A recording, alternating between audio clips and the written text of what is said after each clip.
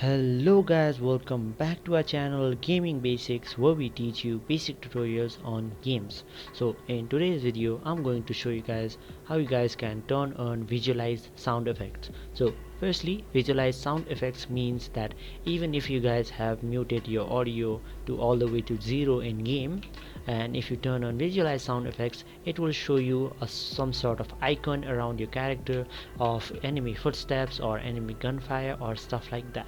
So to turn that on, you need to head over to this icon right here and go into settings, and right beside video you need to go into audio. You need to scroll down a bit until you find visualize sound effect. You need to put this on and you need to click on apply. Now after that your visualize sound effect will be on. Let me quickly show you guys. So right here you can see that there is an icon of this bot moving right above my character, and that means that your visualize sound effect has now been on, and now that you can play with it on. So thank you for watching guys. Make sure to like, share, comment and subscribe, and don't forget to turn on the bell notification so you don't miss out on our next video. And also please comment down below what video you guys want us to cover next, so we will do that for you. And thank you for watching. See you guys next time.